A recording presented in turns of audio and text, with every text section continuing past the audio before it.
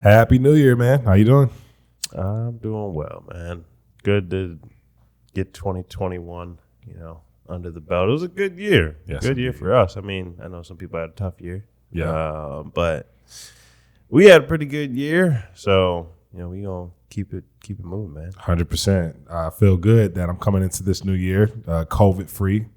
No Marion variant over here. That you know of. that I know of. Yeah. But yeah, feeling good, feeling great. Great way to start off the year by talking about an article that we recently seen T-Pain post. He is posting an article about how much artists are making per stream. And we want to jump into that a little bit. We'll put the graphic on here to show you guys exactly what those numbers are. But to be honest, for me, it's kind of alarming, man. It's like we put in a lot of work. And, it takes a lot of work to receive $1 nowadays, I guess. So what are your thoughts on this?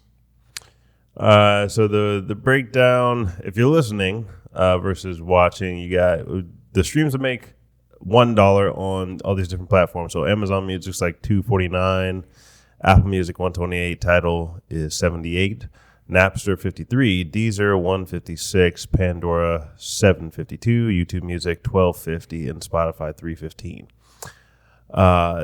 The people have known this for a while now, to be honest with you. Like, they've known that Tidal pays more. This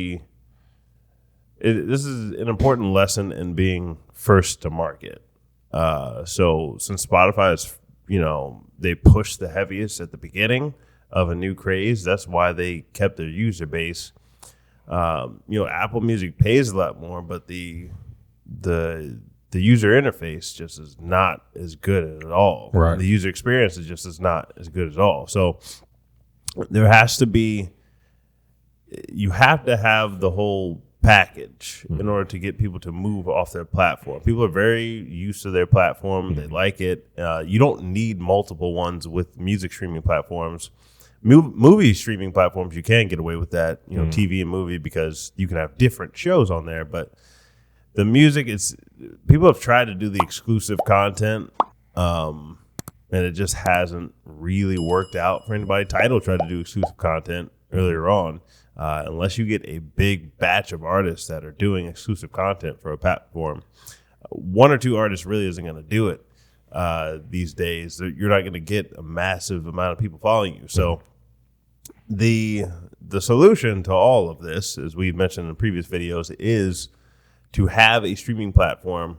It's going to be Web 3.0. So it can't be these 2.0 formats where this is a centralized thing of we're just moving the centralized power around. People are waking up to that and saying, we don't want to do that anymore. Amazon has been known to censor. Spotify has been known to censor. And they just do it subjectively. And they're not basing it off of any universal standard or anything. It's just for press and all these woke reasons. It's just people are waking up to the decentralization factor. Yeah. So the ideal music streaming platform would be that it's built on a decentralized protocol. That just means that everybody can access the code. If somebody tries to mess with the code, everybody can see it. We can trade the tokens on, these decentralized exchanges or centralized exchanges too. But the way it would be is that the artist gets to say how much the stream costs. So that way the market tells you what you're worth, not Spotify or YouTube telling you what you're worth. So if you price yourself at 1 cent per stream, and people pay it, that's them telling you, yeah, I want to listen to your song 1 cent per stream. Right. Because right now we're paying $10 a month, and we don't really decide who gets our $10 a month. Yep. It'd be nicer if we paid our $10 or less if we don't listen to all that much music. Right. And yeah, I'll pay this 1 cent per stream for this guy's album because I've been playing this one all day long. Right. Or it could be 3 cents per stream if you want to get it early. There's so much cool stuff you can do with the decentralized protocols and Web 3.0 that this is going to be another first to market, which is why I mentioned the first to market earlier.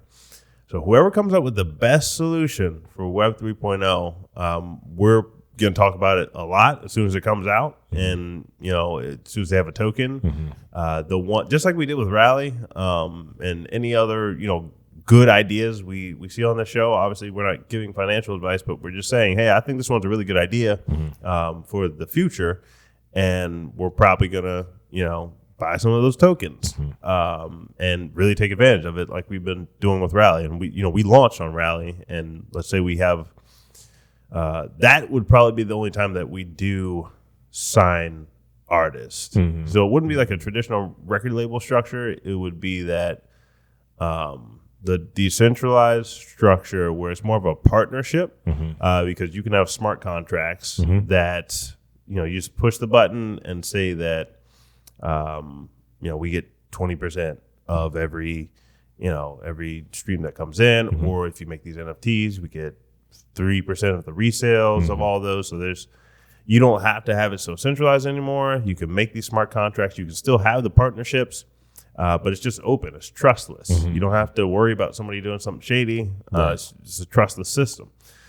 So I wouldn't cry too much about these, like the streaming rates. I know artists like to kind of get on the high horse with these, but I'm letting you know at this point, as we have more of these, newer platforms come up, it's your fault that you're going to be stuck on Spotify.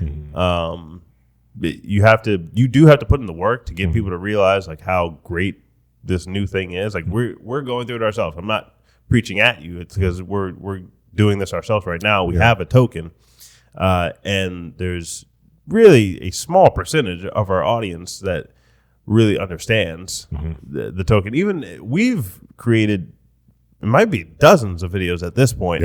And it's still an educational thing. So obviously we're benefiting from it a lot, but to get everybody else to benefit from it the way it's designed to, it's just an education thing. Like people are slow to change, and then they're kind of like forced to change at a point.